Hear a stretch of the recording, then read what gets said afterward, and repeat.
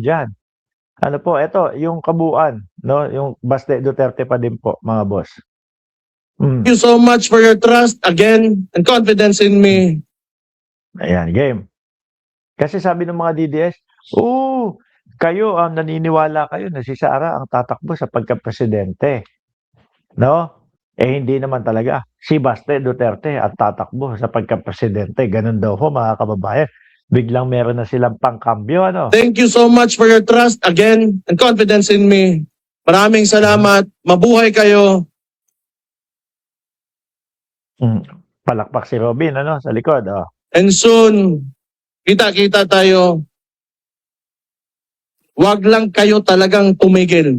Keep on pushing. We are getting there and we are winning. Congratulations. Ug maayong hapon. Sabi ni Ryan Gregorio, Jeronimo, Robin daw for president. Eh, maganda yan. Ano, maganda ho yan, mga kababayan, kapag si Robin ang naging presidente. Ewan ko lang. Ewan ko na lang po, mga kababayan. My God, no? Kung ano ang masasabi at magagawa ng isang Robin Padilla. Kayo, mga DDS, sige nga, alam ko meron, 1,200 viewers, no? Yung mga DDS na susuporta kay Robin Padilla. Ano ang inaasahan ninyo at ano sa tingin ninyo ang gagawin ng isang Robin Padilla kapag ka naihalal, na iluklok, na iupo bilang presidente ng Pilipinas? Gusto ko lang marinig. No, kasi kayo yung magsusulong eh. Ako, mga kababayan, isa ako sa bumoto kay Robin Padilla. Pero yung isang pagboto ko na yon, ngayon naranasan ko na, nakita ko na kung ano ang epekto sa ating bayan ng isang Robin Padilla. Para ho sa akin, hindi na, ayoko na. No? At ayoko nang mangyari pa ulit yun, mga bossing. Kayo, mga DDS, ano yung dahilan para iboto ninyo yung Robin Padilla sa pagka-presidente? Curious lang ako, gusto kong makarinig. No? Kasi parang ang lagi kong naririnig, hindi kasi Duterte ako, hindi kasi DDS ako, supporter kasi ako ng mga Duterte eh. Di ba, Ma'am Jenny Ramos? O, ganun lang yung naririnig ko palagi sa kanila, mga kababayan. Kainis ka, Mark, binoto mo yan. Humingi na ako ng patawad sa inyo. At lagi ikong sinasabi, paumanhin sa pagboto ko kay Robin Padilla. Di ba? So ngayon, hindi na mauulit. Sabi ni Ma'am Darlet Baltasar, patigilin mo nga yan, Sir Mark. Mas magaling pa ka pa kaysa sa kanya. Mas pogi ka pa. Kay Baste, ay hindi. Sabi ho, mga kababayan ng mga DDS, iba daw ang ano ni Baste. Iba daw yung, ano tawag dito? Lalaking-lalaki daw si Baste. Sabi ng mga DDS. Ewan ko lang ho. Kasi ang definition po ng isang lalaking-lalaki para sa akin, kung ano yung paghahamon mo, kung ano yung mga binibitawan mong salita, gagawin mo yon. Kung naghamon ka sa isang kapwa mo lalaki, ano po, na magpapambuno kayo, magsusuntukan kayo, at kumasa yung hinahamon mo, ano ka, palag-palag na yon. Pero kapag ka ikaw, puro ka salita, no?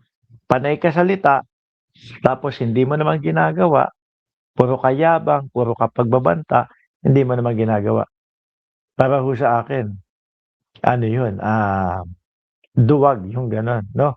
Baka kaya tinatawag na Barbie ng Davao ho, mga kababayan. Ngayon po, sabi ni Baste, anong sabi niya? They are winning na daw po. Basta tuloy-tuloy lang. Ngayon, sa paliwanag yung naman side po, namin? sa paliwanag naman po ni Attorney Ligutan, mga kababayan, patungkol po doon sa impeachment, no? Na kapag daw, kasi alam naman po natin, may mga senator judge na ramdam nating lahat. Naramdam nating lahat na hindi natin nararamdaman. Naramdam nating lahat na talagang nandoon sila sa Defense Council, no? O nagmumukha na talaga silang defense counsel ng Vice Presidente, mga kababayan. Sabi ni Attorney Ligutan, ano ba, ano ang sa tingin nyo, talo ba tayo o hindi? Tama ang sagot niya dito. Bakit po? Ang sagot niya, mga kababayan, Madidihado ba yung side namin? I don't think so. I don't think so. Kasi, alam mo, pag yung isang senator judge, medyo rektahin na natin. Alan Peter Cayetano, Robin Padilla, si Pia Cayetano. Idagdagan nyo pa kung sino pa yung pwede nyo idagdag. Di ba, mga kababayan? No, kapag ka sumusobra sila, lumalabi sila, at nagmumukha na silang defense counsel, nanonood po ang mamamayang Pilipino. No? Nakikita ng bawat Pilipino. Kita nga ho natin, mga kababayan, na may mga umaabuso talaga eh. lumalagpas na sa allowed limits yung mga tanong niya. Nagre-react yung bayan eh. Nagre-react yung Correct. mga nanonood eh. Diba? Diba? Kami rin eh. Parang hindi na pwede to. No? Hindi na pwede to. So, mas mahirap ba yung trabaho namin because of that? Hindi.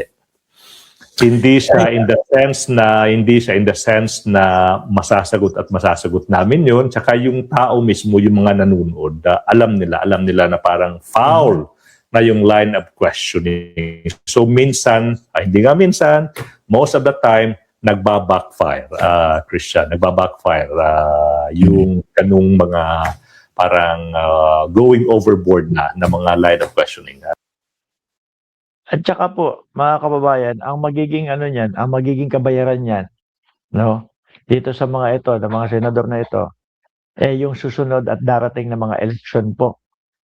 Mga bossing, panigurado, pag nakita nila ganyan ang ginagawa at hindi para sa mamamayang Pilipino, yung kanilang mga desisyon bilang senador, hindi na pauulitin ng bayang Pilipinas o ng mamamayang Pilipino na mailuklok ulit yung mga kagaya ng Robin Padilla. Di po ba, mga bossing? At ito hintayin pa daw si Marcoleta. Naku po, kailan pa yun? Mukhang masasanay na lang si Marcoleta doon sa loob. Tingnan niyo po ito, binanatan din ni Ace Barbers, si Pia Cayetano. No? We would also like to ask Senator Judge Pia Cayetano. Ano daw yung itatanong? Game. We would also like to ask Senator Judge Pia Cayetano and Senator Judge Alan Cayetano to simply tell the Filipino people, especially those that have seen this spliced video, kung ano yung katotohanan. Dahil nandun O yun pala yun. Yung isinare ni Pia Cayetano